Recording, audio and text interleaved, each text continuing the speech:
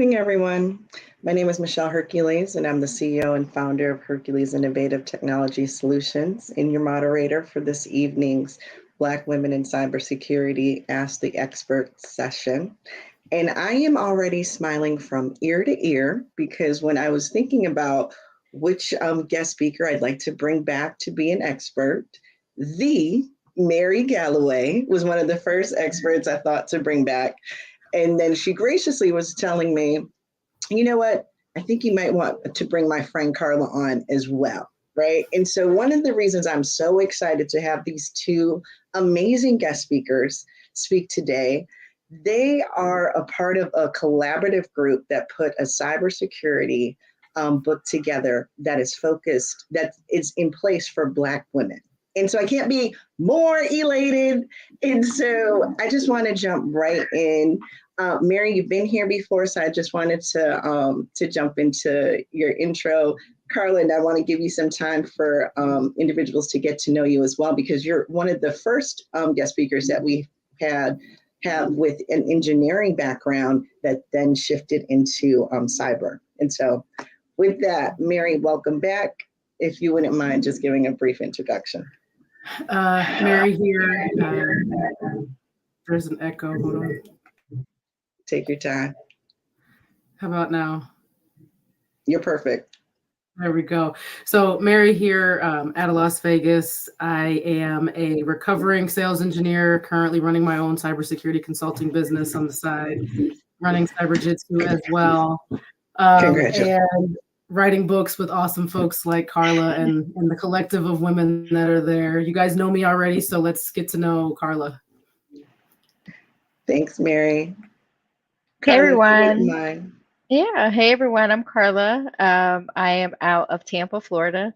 I'm a woman that wears many hats. I have a day job as an engineer, as a security engineer, and I am also a co-director for the nonprofit Black Girls in Cyber for their cybersecurity curriculum, and recently became an author. And so that's exciting. Absolutely. Absolutely. So, and we'll tap into some of their specialties, their areas of specialties within cybersecurity, just for the audience to be aware of the different areas. But before we do that, I do want to focus on the book just for a moment. I want to get the backstory pertaining to how the book came to be. Nikki, who does my marketing in the back end, yes, thank you. We can bring it up. I love the title of it, Securing Our Future, Embracing the Resilience and Brilliance of Black Women in Cyber. So if you wouldn't mind, how did this book come to be? Carla, I'll let you talk about this. Okay, so many of you know or may not know, so Talia Parker, who is the founder and executive director of Black Girls in Cyber. I volunteer with the organization, again, as the co-director for the cybersecurity curriculum. She approached me and many of her other directors to say, do you want to write a chapter in this book? And I'm like, sure. That's how the journey started for me, is the ask of writing a chapter in a book. And Talia is very convincing in her words. She has very big vision and goal, and she has a way of getting us to believe, even when you don't see things. She has a striking way of getting you to believe in this vision and moving forward. So that's how it got started for me. Amazing, amazing. Mari, how did you get wrapped up into this effort? I was asked by one of the other authors if I wanted to join, and I was like, sure, why not? I wanted to write something, and I was like, what can I do? How can I do it? I don't want to write a whole book by myself. And so when I was asked, I was like, bet. I had already seen a few of the folks that were a part of it, like Talia and Tanisha and Tia and a few others. But then when I saw the list of people, I was like, ooh, this is going to be interesting. Like they're all over in different places. And I didn't even have to, I hadn't really talked to Talia, but I was already bought into the idea of, yeah, let's do a book for Black women in cybersecurity because we have a lot of stories to tell and we have a lot of ways to navigate this space. And so it was definitely something. Absolutely. No, when we spoke and you were telling me the individuals that were a part of it, I know I had an opportunity to see Mona Lisa speak at Mhm. an engagement like some years ago. And so you have some real heavy hitters in the cyberspace. So I Yeah. can't wait until this comes out. So if we could go to Nikki, uh, Mary's featured promotional page. And so, Mary, if you wouldn't mind just talking to like what your chapter was in the book and what inspired you to create the chapter. So mine is about creating your cybersecurity cycle of success. So basically, understanding Love it. why you're in the space, what, thinking with the me first mentality, securing your people power and figuring out what your advisory team looks like who are those players that are going to help guide you, challenge you, keep you accountable. And then maintaining not just your skill sets, but also maintaining, self-care and making sure you're taking the time away to do the things that you like and hanging out with family and friends and whatever it is, because you can get burnt out in this industry. And so there's a little bit of stuff in there from all over the place. There's a little bit from my LinkedIn learning course about how to pivot and what to Love do it. when you're trying to figure out where to go in this space. And I wrote it because I like to help people. And it seems like what I do with Cyberjutsu is helping folks figure out where they need to go, getting them the training, and then putting them in connection with folks to continue that learning in that community. I love it. One, I love the title and I love the focus on putting you first, right? Because a lot of times when we talk about cyber, we talk about the importance of having your technical skills, the importance of getting your certs, the importance of knowing your craft. But there has to be a balance in putting you first, putting your self-care first, because depending on the area that you're in, as Mary mentioned, it could cause burnout, it could cause stress, and you need a tribe, right? I take and I'm greatly appreciative to be able to call Mary or to text her on the side, like, hey, guess what type of day I have, right? And to know I'm not the only one going through like these different challenges and struggles, and knowing that there's someone else that can help and support. And so, no, that's awesome. Awesome title, awesome section. I can't wait to read it. Carla, let's dive into to your section. So Yeah. I wouldn't mind pulling up Carla's. And then as we're doing this, sorry, Carl, before we start, as mentioned, this is going to be a question and answer section. So if you do have questions while we're going over some of the introductions, please feel free to do that on the side because we'll pull some questions eventually. But sorry, Carla, not to interrupt. No, it's okay. So I am chapter 6, I believe, in the book. My chapter is titled Cyber Power, how I leverage my cybersecurity career to break the poverty pipeline. And Love it. so talking about, I wrote the book in the premises of someone that kind of grew up like me, kind of like pushed aside, right? You're put in a box, you're told what you're going to be, you're told like how your life trajectory is going to go. And I think I start out my chapter saying I am a product of my environment because we're taught that that's negative. It's always said in a negative connotation. And so throughout the chapter, I talk about tips that I learned along the way on my journey that I want to impart upon someone else to think about as you embark upon this journey on your own, right? Things to think about as far as creating your vision, as far as being consistent and understanding, knowing your worth and your power, knowing what skills you do have and how valuable they are.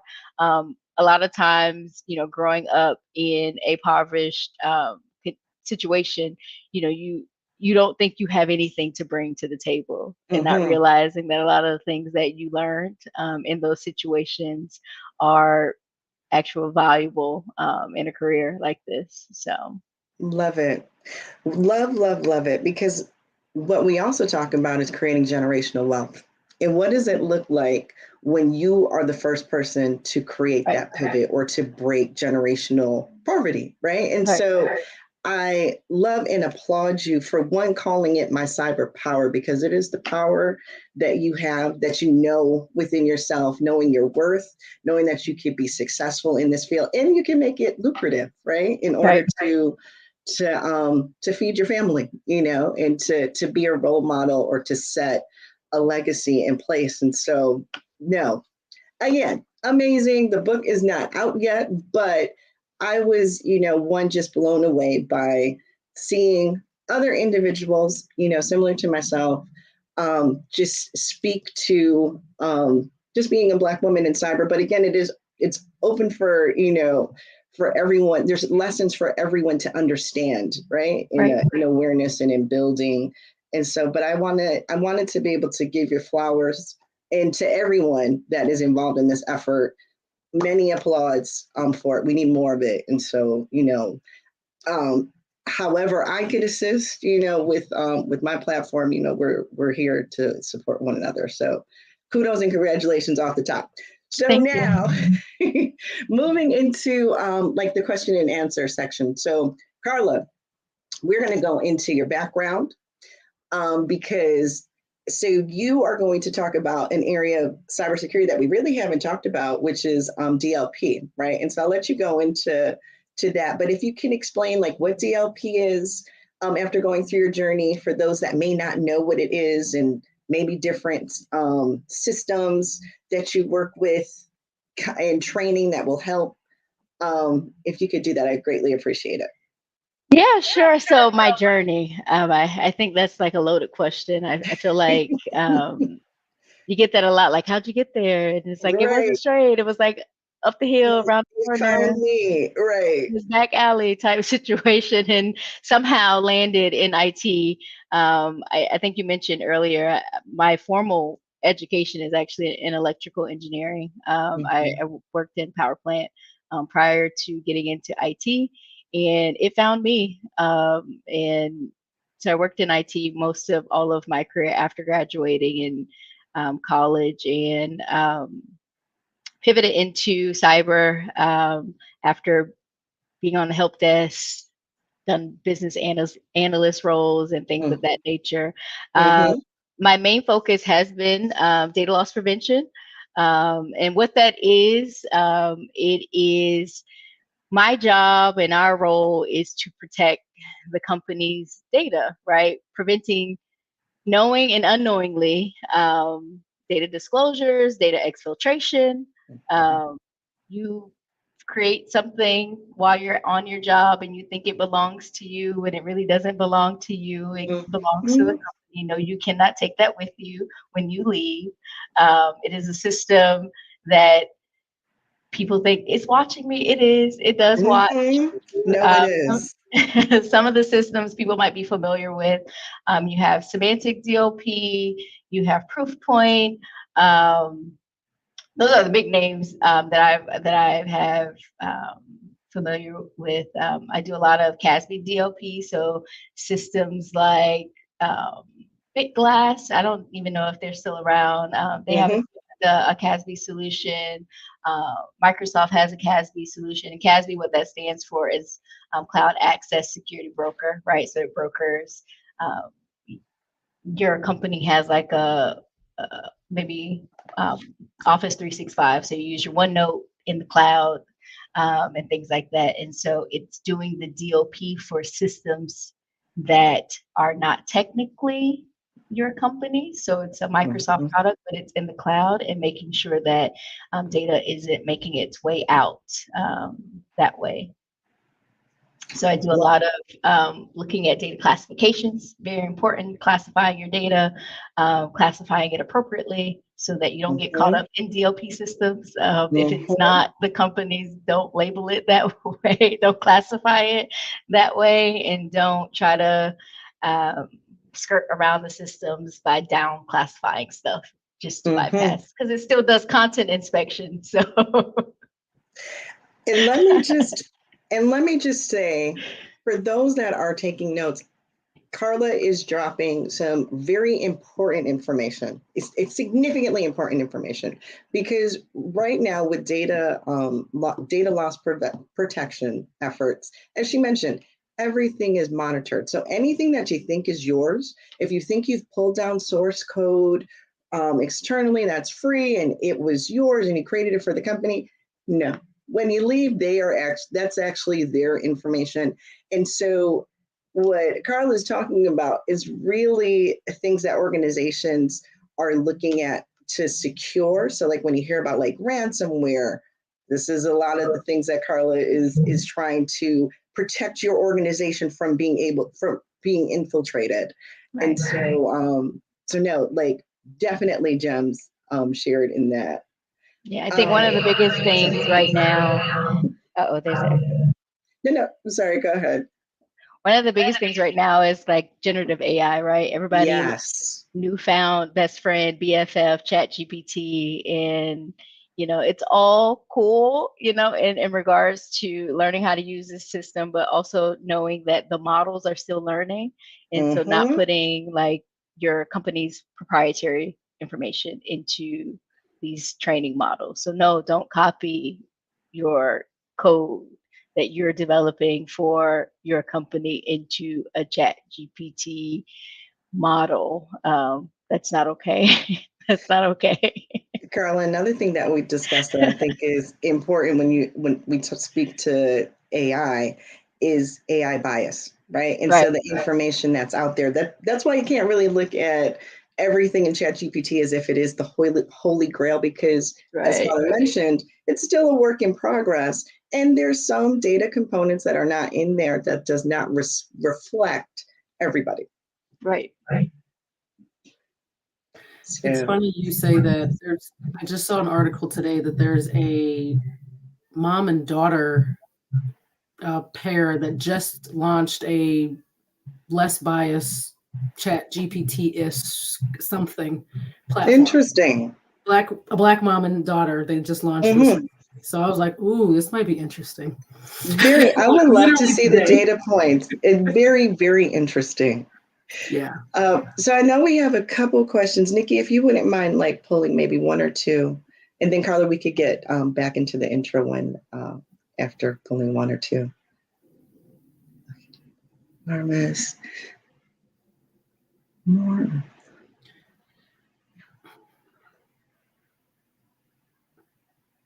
Huh. So, Mary, I don't know if that's more in. What do you mean? I guess. I know I that's real vague. Not vague, but it's.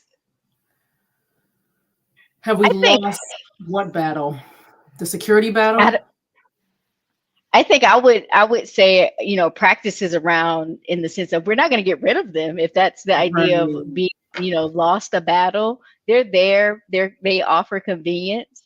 Like for me as a practice, I always set stuff up on my guest network. Like my smart thermostat is on my guest network. My Wi-Fi printer is on the smart TVs are on the guest network. So I'm constantly switching back and forth on the guest on my phone to like print stuff, to control stuff, but I don't put it on the network because I work from home on my actual, In general, what I say to this is that there's always going to be a human component, right? And so even as these technologies evolve, right, and we have more reliance on some of these technologies that are normalizing some of our security in the smart sector, there's still, systems break down. So you still have to have someone to fix that robot, And so, Stephanie, this question is a little too large and broad, but I think in general, there's still a human-centric component, even as the technology evolves. And we as consumers can control what we give access to and what we don't. So just be mindful of, obviously don't put your stove on the internet if it doesn't need to be, or the washer and dryer, those kind of things. But I think in general, you just have to be vigilant and just know what you're putting on your network and what kind of access can be had from that entry point. 100% agree. Nikki, if we could get one more question. I love I actually love the healthcare pivot, but I'll let you guys start. Or Mary has a whole course on pivoting, so I'm gonna let her handle that. No, that's actually a really good. There's a lot of folks that transition into cyber and tech from healthcare because there's a different set of knowledge and understanding of the tools and the systems that keep people safe, right? So I'm not sure what you currently do in healthcare, if you're like a nurse or if you're back office or whatever it is, but the biggest thing is find your network, find your support system. If you're not on LinkedIn, definitely get on LinkedIn, build your profile out, even though it's going to say healthcare stuff on it. See how those things that you did while you were doing healthcare can translate to a job in cyber, right? Mm-hmm. There's a website, NCCIS, I think it's a NIST website, breaks out the different skills and the different work areas. And it can tell you, like, if you have training skills, like you create a curriculum, you can see that this probably relates to security awareness or something to that effect. So understanding what skills you currently have and how those map to technology is the first step after getting on LinkedIn and finding your network and starting to build that network. I'll add to that as well from a cybersecurity compliance standpoint. If you're well aware of HIPAA standards, and if you work in the medical area, or you want exposure to, like, okay, how can I transition to something that's a little bit more technical? There will always be HIPAA audits, right? Where you're going to have an auditor come in to take a look at the back end of whatever information technology system that you're using, to ensure that the patient information is meeting HIPAA standards, right? And so if you're looking to get in from an audit policy type standpoint, that's also an angle. That's a good point. I like that. Okay. Carla, did you want to continue a little bit more? Or do you want to take another question? I don't know. I forgot where I left off. So you were talking about the engineering degree, and then, and I think it might be even a good timing, right? And then how you kind of pivoted to cyber, and how was that transition? I think for me, it's funny because a lot of people who are not aware, they think all engineers do the same thing. In the sense, I think the mindset is good, right? So my mind, from an engineering perspective, I don't do small talk type of situations. I hear the problem. A part of it, I really don't care how we got to that problem from my perspective. That is important, I think, from a retrospective, so that you don't fall down the same hole. But from me fixing the problem, like, I don't, like, it's black and white to me. Like, we get in this mode or method. I call it admiring the problem, right? And so sometimes when you speak to a person that doesn't necessarily have a engineering perspective or a thought process, they just want to talk about the problem, and we talk about the problem, and you go to like 5 meetings and everybody's just like talking that we have this problem. And my thought is like, can we shut up and just fix it? Like, what, like, can we do this? Can we do it now? Can we do this? But I think people assume that, can we just get to the solution? Right? Not an auditor that wants to understand the beginning to end everything. But it's like, I don't need that full-on story to solve a problem. I think knowing how it got there, so we don't fall down the same, rabbit hole again, is important. We don't need to keep rehashing it over and over again.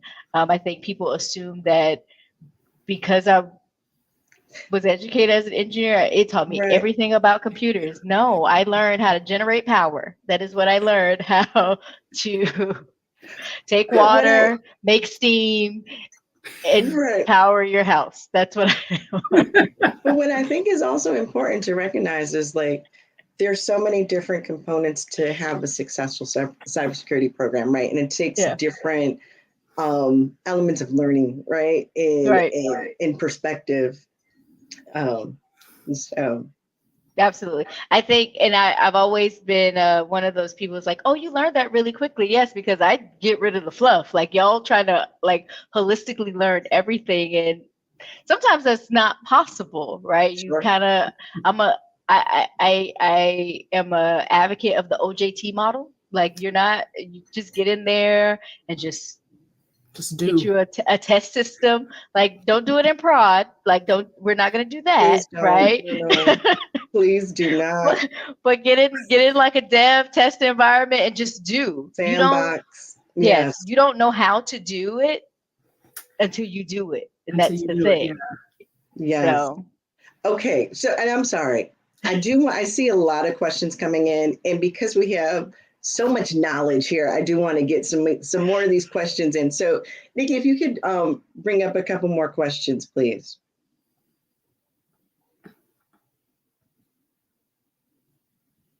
Mary, I think that's you. Yeah. Since you were so successful in getting your CISSP. Geez, I haven't taken it in so long. It's been 10 years this year. Oh wow! I took it before. It was right after paper, and before they shrunk it and shrunk the time. Definitely start or find a study group for sure. The first time I took it, I missed it by 4 points. I didn't have a study group. I tried to use CISSP for Dummies. Don't use that by itself. It doesn't have enough information. And so I ended up finding a study group, which is how I found Cyberjutsu. She was having a study group at the time. And that really helped me to solidify the topics and the ideas and the concepts. The test is meant to trick you. And they're going to give you all the right answers, but it wants to know what's the best right answer. So even if you have knowledge, experience, skills, you kind of have to leave that to the wayside for a little bit, because the test is what they say, an inch deep and a mile wide or something like that. Yeah. All the stuff how you do things at work is probably not how they want you to do it for the exam. Oh, absolutely. So definitely think about that. I think you provided a perfect guidance. And sometimes I think when you study, you want to try to figure it out for yourself. And sometimes you just have to ask someone who's gone through it. Yep. Right. And let them let you know if your thought process makes sense for that. It may not mean that you may know exactly what you're talking about, but there are some cheat codes. And so someone that's gone through it, or, someone that offers like mentorship or, certification preparation can help. Definitely. Good question. Yeah. Nikki, can we get the next? Oh, absolutely. So I could speak for Opportunity Hub and for this masterclass. We offer a mentorship offering. And I've already, Mary, from the last time she was on here, she graciously said that if anyone wanted to follow up with her after, she'll be a part of it. And then I pulled Carla into, and she's like, yeah, if anyone has any follow-up questions. And so absolutely, for me, and we've talked about this in some other master classes, I think it's extremely important to have a mentor and a sponsor. And there's a difference between having a mentor in your life and a sponsor, right? And so a mentor is someone that you could come to and you could either talk to them about your career trajectory. You could talk to them or just vent on like, hey, I did this. And, do you have any thoughts and opinions on how I could do better? Now, a sponsor is someone you need to seek where you work, or if there's a place where you want to be, and if there's a level that you want to get to, and that person is in that level. So you need someone to speak on your behalf when you're not in the room. You need someone to say, yeah, such and such worked on this project for me. Such and such took the time to understand the goals pertaining to this, that, and the third. Such and such exceeded my expectations. That's very different from a mentor. And so, but we do offer some mentorship. And I know we all have different mentorship offerings. So Mary, Carla, please as well, feel free to elaborate on that. So yes, if you're a part of this, you can reach out to me and we can set up some time. For the girls going into college, we don't have a formal mentorship program. We do more informal. because it seems to work a little bit better when the relationships are more organic. So we do have a really robust Slack channel where people can ask questions and get feedback. And I've seen a lot of folks kind of go offline and have their own little sidebars and individual conversations that way. So yeah, whoever this young lady is, send her this way and we'll get her straight. We'll set it up. Yeah. So what we do after is we do send, for questions or follow-up related to mentorship, we'll send like a link on how you could sign up for that. Carla, please feel free to add to the discussion. Yeah, for Black Girls in Cyber, it's we do offer like a cohort that comes with mentorship. It's not for younger girls; it's more so for adult women, 18 and up. So if you know any women like that, nothing really for younger girls, but it's an annual cohort where you're partnered with a mentor and you get cybersecurity training. Nikki, if you could pull the next question, please. Oh, I like this one. A correct roadmap. And I think Carla kind of spoke to it. And I think all of us in our master classes kind of spoke to how cyber found, at least for me, cyber found me. And, I landed into the profession. But Mary, I'll let you and Carla speak to your roadmap as well. There is not, and it changes regularly. Yeah, I started as a network engineer and ended up my last role as a sales engineer. So 15 years, I've done all kinds of things. There's no real pathway. I got in because my mom was interviewing and got a job at the company. They needed IT folks. I just graduated college and she was like, hey, my daughter needs a job. They interviewed me. So definitely, again, your network, who you know, who you have access to, who you're not afraid to talk to is one of those surefire ways to get in and find something. I tell everybody, you can't be quiet in this space. You have got to speak and say something, even if it's not like podcasty and all of this stuff. You have to open your mouth. You have to be seen. You have to be seen because that's the industry we're in right now. That's the time we're in. So definitely get your network up and then create your own roadmap. Figure out what you want to do. Like, what gives you motivation? What makes you feel good in the morning when you wake up? What kind of activities do that? And find jobs that allow you to have that kind of feeling. I think is a good way to get that going. And Carla, I just want to add something before you respond to this, because I'm just reading the second part of the question.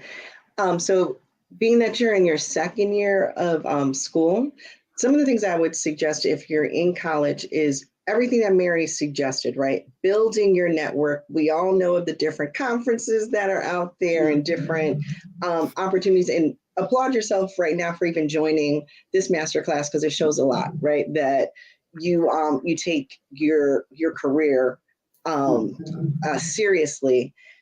The suggestions that I have while you're in school is seek an internship, seek an opportunity to show that you are doing the whatever course or whatever area career trajectory that you have in mind.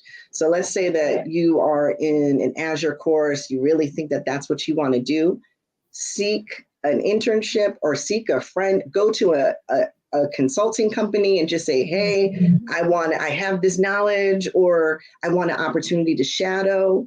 But you have to get some real life experience under your belt, even if you want to do a practice on like a Fiverr, right? And just say that you've done one thing, right? Or Upwork or whatever it may be. But it's very important, particularly with there being so many layoffs. And I think we all know about the job description discrepancies. And yeah, I want an entry-level employee, but they're really asking for someone who has some advanced. Yes. And so when you're going against that, you really do have to try to proactively create your own lane, like Mary was saying, right? So if you've built websites, if you have your own side hustle, in which everybody does, lean into that, because those are things that are looked at highly. So sorry, Carla, if you wanted to add to that. Yeah, I mean, I was just going to say, I feel like the new generation, you all kind of have a one leg up on us, right? Many of us went to college where there weren't any cybersecurity programs or classes. Like you got an MIS degree or a computer science degree, right? Like Right. that was the track, and somehow we found our way into it. So I think the idea or the thought that there's like one particular way, don't get sold on that. And Michelle and I, we joked about this last night. I really hate saying this, but I don't know how to say it any other way. Saying there's more than one way to skin a cat. That is horrible. I hate to say it, but it's so true. We don't skin cats, but that is more than one way. Right. Yes. There's more than one way, right? And I also think and tell people that your first role may not have the nomenclature of cyber something in it. But it's something transferable. Right. It still gives value. You still, learn things. And so don't get caught up in that idea that my first role at the gate may be a security engineer or security anything. Like it may not be. Just, don't give up on the journey. It may not look like what you want it to look like, but just keep on it. Just keep on the journey. Know your vision, like Mary said. Create your own path and just stick on it. Don't get kind of sidetracked about what other people are doing and looking at them and like, oh, I should be at this point already in my life. It just put your blinders on and keep moving forward. 100%. And then Emily, if you did have any like really granular questions, please sign up for mentorship, and you could speak with any of us. Nikki, look, I see a lot of, and see, I try not to look at the chat, but I see a lot of questions coming in. So me too. I'm like, a lot of questions. I know, and I feel so bad. So and we do this every time. If we're not able to get to all the questions, we will do our best to, in our follow-up response, to respond to some of the common themes we're coming across. Answered this question already. Okay, Nikki, tips on how to break in. Yeah. Yeah. And she had some comments. This particular person has been posting comments in here as well as some of the stuff that I'm assuming they've done. Right. I do think we covered a lot of that just in the last one. Interview questions. God. So when you start to get higher up in the echelons, the questions are different. So different, yeah. Very different. So I think in preparing for interviews, you kind of have to go in with the mindset of they want to test how you think. They want to test how you would be in that role. Mm-hmm. They want to test if you're a critical thinker and if you could think on your feet. But again, to Mary's point, depending on the level, right? Like if it's entry level and it's, they may just ask questions related to like, what's your studies and what's your passion? What are your career trajectories? Now, if you're going for a higher position, if you've been on the scene for quite some time, if you're unfortunately a part of some of the layoffs that are taking place now and you're trying to get into another organization, there are completely different interview approaches. Like I know Google has a different approach. If those who have applied to Google before, they have like an XYZ or some type of approach.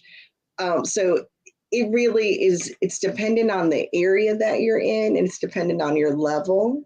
An approach that I provided to some of my mentees is just a general STAR approach, right? So for you to describe a situation, the task, the action, and the results. And then for any question, once you have like a top 5, top 10, as you get up there, you're gonna have a top 100. But like, if you could use just the STAR approach, and for any question, just to say, okay, for this situation, I did this, you'll be okay. Yeah, I think interviewing is a skill. right? And you have to practice that skill. Sometimes I'm not looking for a job, but sometimes I just take it just to practice the skill of interviewing. I think some of those entry kind of questions you get are the tell me about a time questions. So I mean, Mhm. the thing I would say in order to prep for that is think about all those different kind of questions and have a pre-canned thought about a time, right? Tell me about a time when you had to do this and do that. Already have thought that through and maybe written it out so that you can answer those questions with clarity instead of being all over the place with them. But Very good advice. But yeah, the strangest question, I still remember it because I tell my kids to this day.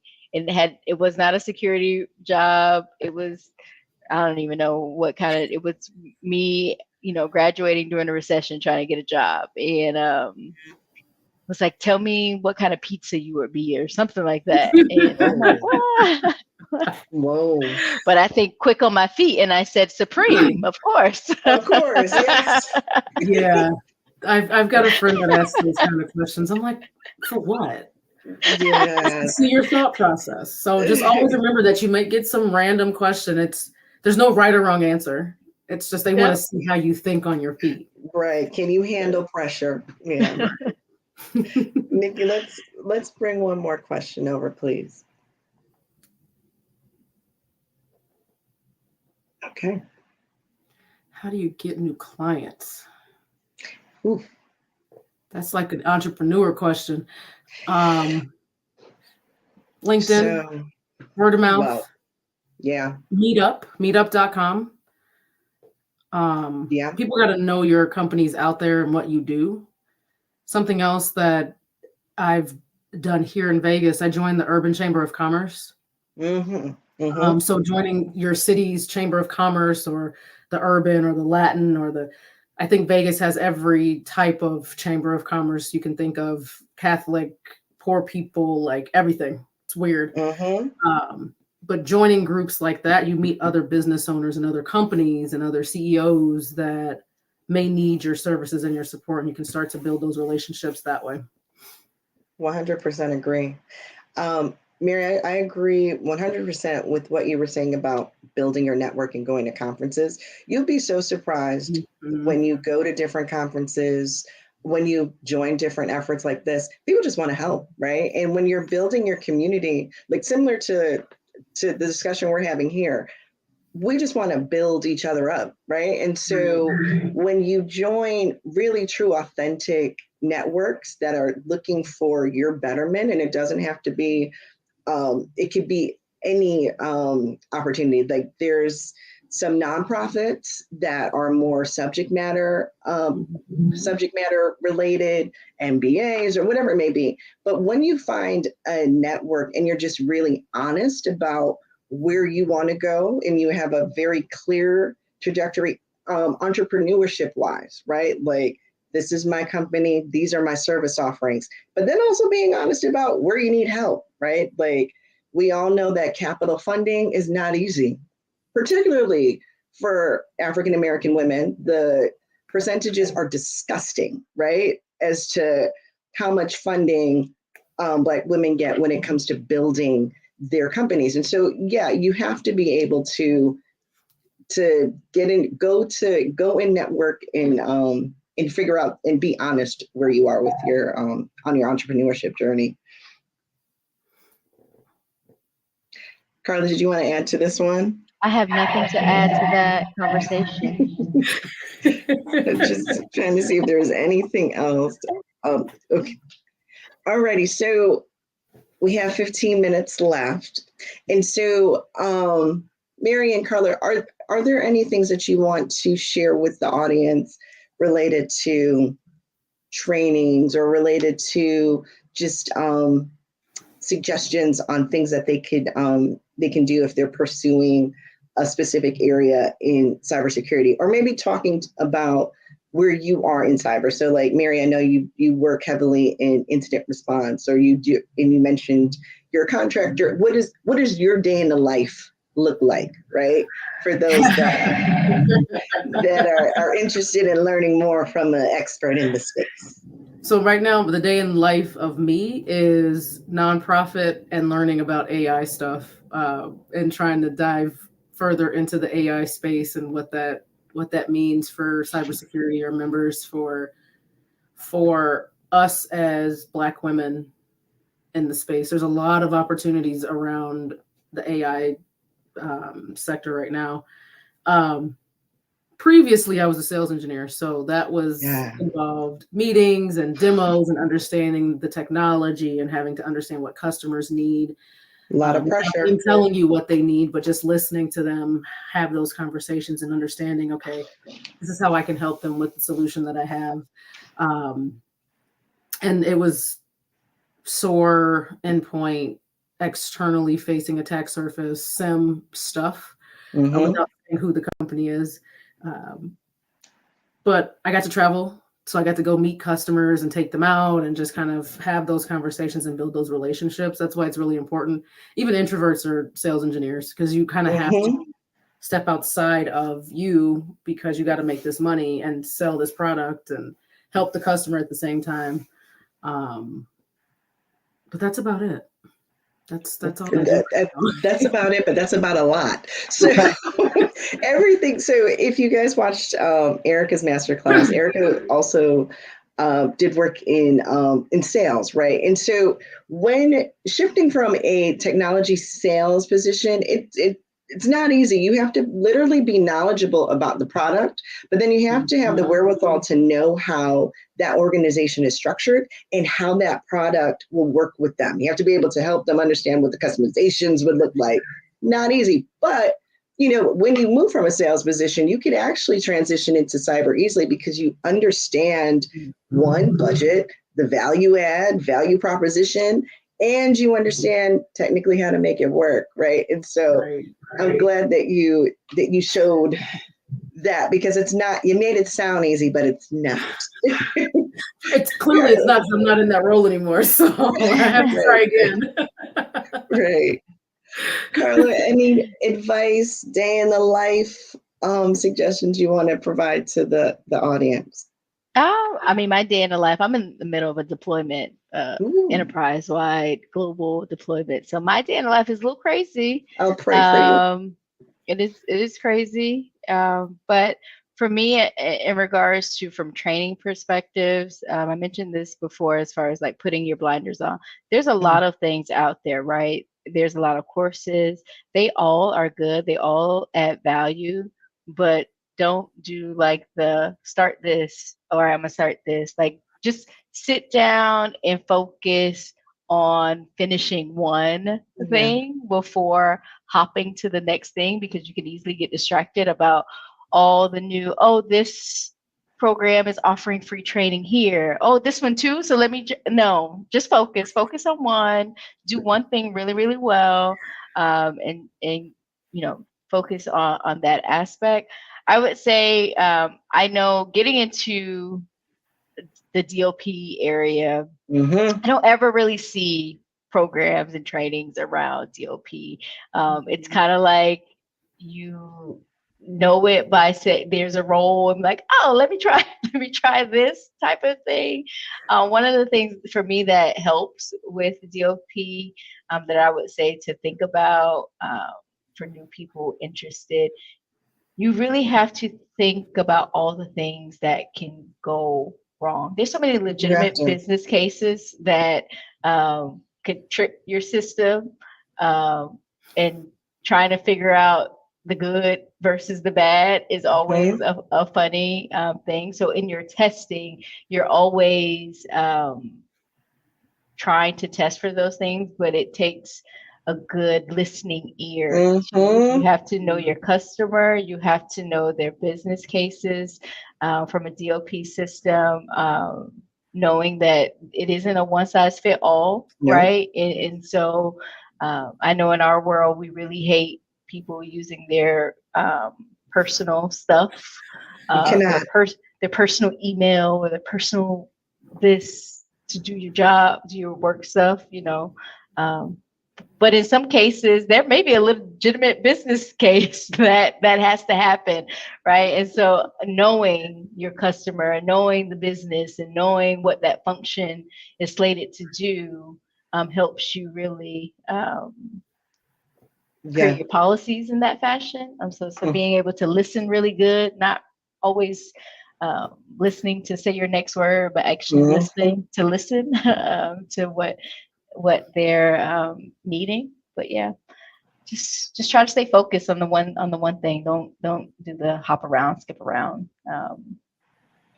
Now, I thank you for sharing that, because a lot of times we get questions on like, what area of cyber should I go into? And so DLP, I can't say it enough, it's major right now.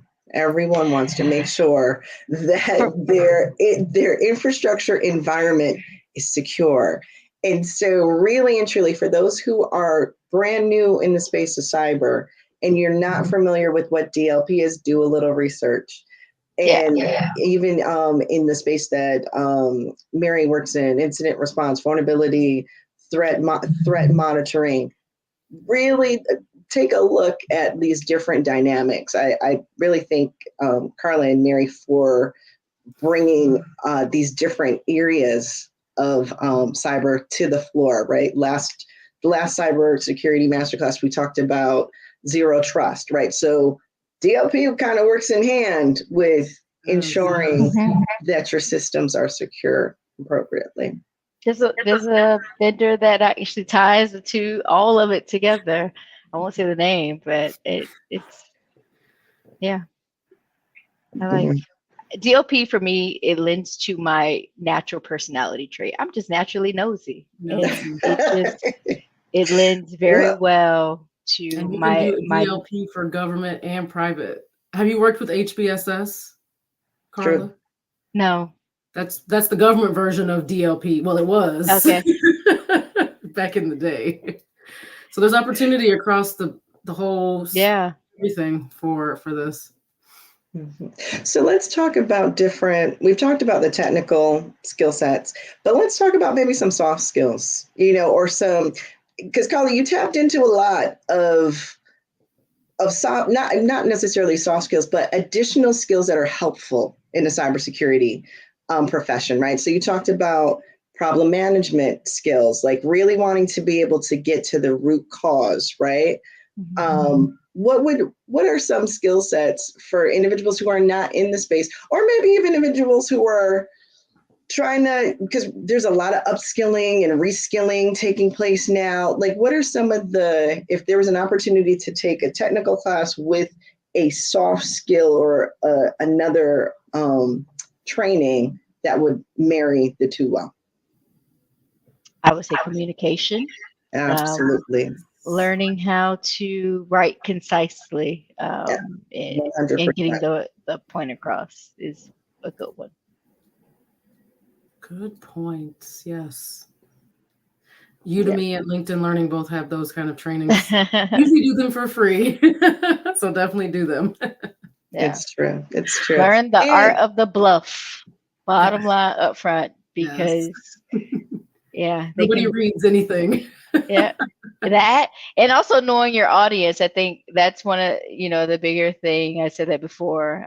Not getting too technical for folks that don't even know what you're talking about. Like, put it in their language and not yours.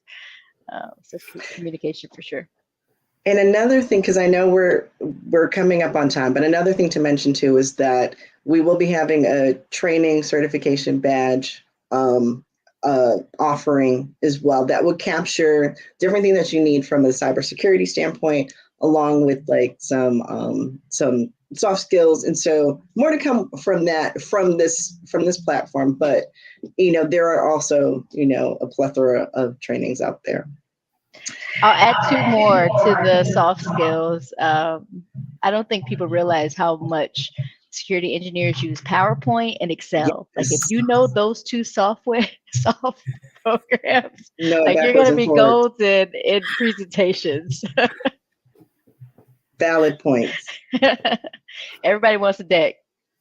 There you go. Valid points. Don't I use hate- the chat GPTs to create it. Use your No. own built-in in-house Right. tools to create. That's the way you learn. That's the way you learn. But I hate to do this. We're on an hour, and I could talk with you both for hours. Again, I want to thank you both for your time today.